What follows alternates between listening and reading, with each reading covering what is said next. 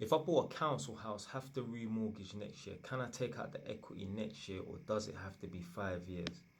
You're going to have to ask the council who you bought the property from because different councils will come up with different rules and regulations. Now, allegedly, when you buy a property from a council, you can't sell it for 5 years, allegedly.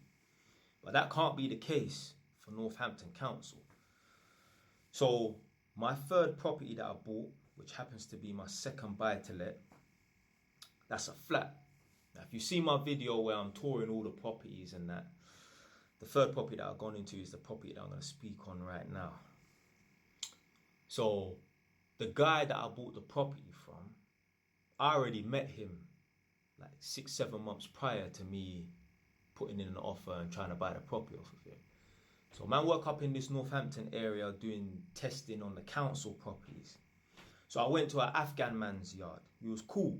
He said to me, do you mind if I save your number? Because obviously I phoned the tenants to let them know I'm coming. Do you mind if I save your number just in case, I want to do some private work in the future? I was like, yeah, it's cool.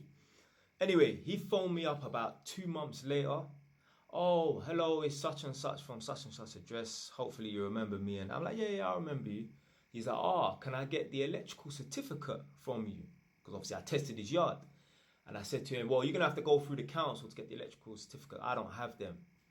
So he was like, yeah, because he's going to be looking to buy the property. So I was like, yeah, cool. Go to the council, innit? So I didn't hear from him, whatever, innit? Anyway, boom, I'm on Zoopla 6, 7, 8 months later, whatever, innit? Come across a property on a particular road. I'm like, oh yeah, I remember that road, or whatever. It's a distinctive name. Gone to view the property, standing outside, see the sign outside the block. I'm thinking, I bet it's that guy's flat. Because when I was looking on Zoopla, looking at the property, I see an Afghan flag.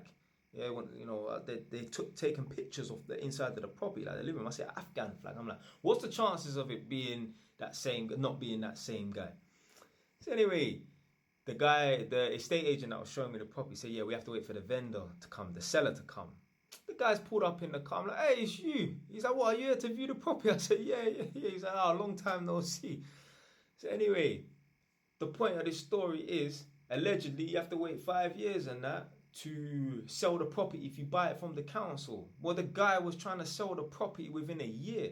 So you're going to have to speak to whoever it is you bought the property from, whether it's housing association or an official council like Lambeth or Northampton or Bedfordshire Council, wherever you're living in it, somewhere in Essex and that, whatever in it. You have to speak to them because they come up with the councils come up with all their rules and regulations and they change them to suit themselves and that. Like I said, most people know that you have to wait 5 years and that to sell the property. This guy sold the property within a year.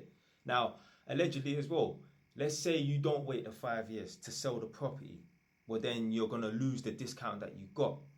I mean, why would he need to really sell the property? But everyone has their own stuff going on and that. Maybe he needed the money and he needs to get rid of the property. I don't know, innit? But I've got something up here. You can't see it. But actually, I can flip the screen and that. But to be fair, it's probably going to be in reverse mode, so you're not going to be able to read it. But there's something on the DirectGov website. And it said, if you're selling your home within 10 years of buying it through Right to Buy, you must first offer it either to your old landlord, which would be the council that you bought it from. So let's say like Enfield Council or Haringey Council. So you have to offer it to the previous landlord, which is Enfield or Haringey Council, or another social landlord in the area. So for example, in my area, Edmonton, my borough is Enfield, but another social landlord in the area is a housing association, Metropolitan Housing. At the bottom of the page, it says you can sell your home to anyone, as in any random person like myself. You can sell your home to anyone if the landlord does not agree to buy it within 8 weeks. Well, more than likely, that guy fucking tried to sell it back to Northampton Council, probably sent them an email, and the motherfuckers didn't even respond.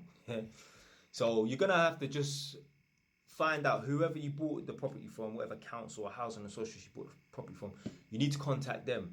Because DirectGov says one thing, but then the councils on that can make up their own rules.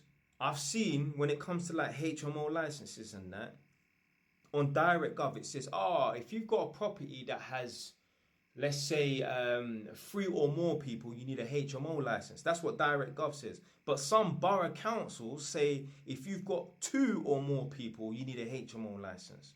So the government can say this, yeah, but then they can override it and that. Well, not override it, but they can be more stricter than the government. So you're going to have to just double check with whatever council you bought the property from. Hopefully you can borrow against the property and invest in the property. Don't borrow against the property and go buy a designer bag and LV bag and go on this holiday and buy a Balmain, whatever, and or buy a little Mercedes. And I don't do that. Take the money, go and buy a next property and that. Yeah.